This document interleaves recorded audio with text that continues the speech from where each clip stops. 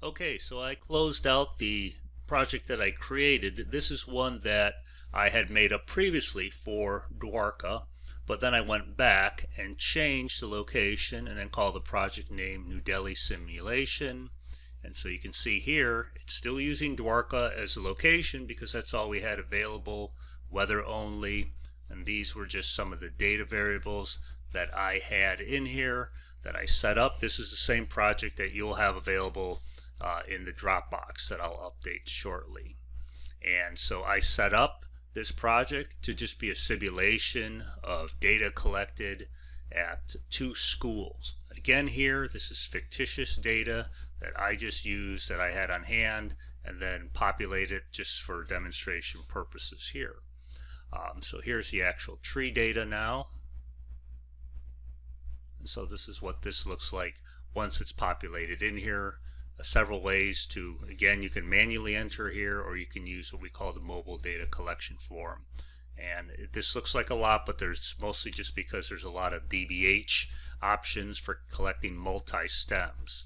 So here is our crown dieback, here is our height, and here is Latin long, which we use to collect the locations of those trees. And then here are just the tree species, and then we just call this park. I could have used institution also. And here is the diameter of those trees. So if you have actual tree data, then you can make up your own project, and that's more meaningful because it's a true demonstration of actual trees in a park, in a school, or some other site. So we can also now look at some of the reports. And as I mentioned, this is an automated written report that ECO generates just to summarize the project, and you can see here is where the project name gets embedded into the main report that you see here. And so these can be exported out and saved in different formats, and you can manually update these too. And it just gives you a summary, 20 trees. We can see the most common species here. You can change between common name, scientific name, and this is a very small population. So here, pollution removal, 0. We don't get any pollution removal. Carbon storage, carbon sequestration, yes, we will get that because that'll be based on locations, Dwarka, and then also other characteristics related to the tree species.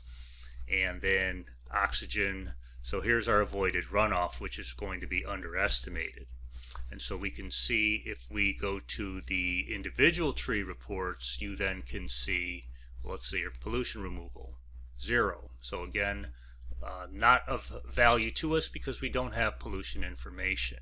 And if we were to look at the hydrology effects, so we can see this is shown as several different types of hydrology effects, but again, it's only using a limited amount of rainfall data because that station didn't really have accurate representation, which I think is more like 700 millimeters, I believe, of rain is more typical for New Delhi from what I recall.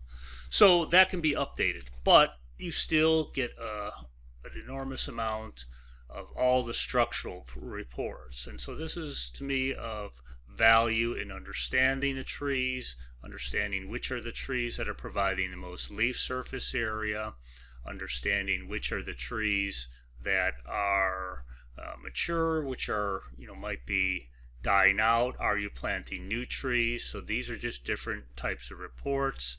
There are things, species importance. This is based on the percentage of leaf area and percentage of population. Leaf area provides a lot of benefits, and so it's a relative percentage, and that is used to calculate which are the most important trees in ECO's terms, which are those that are generally a combination of abundance and leaf area that are providing the most benefits.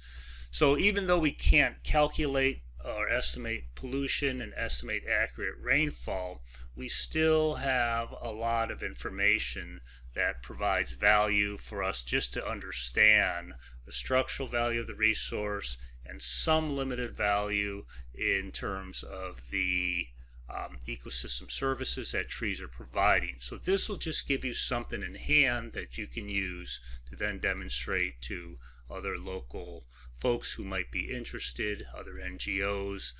This is what we can do today, and we have the potential of improving going forward. So this is a limited snapshot, but I'll end it at here just to try to keep this quick.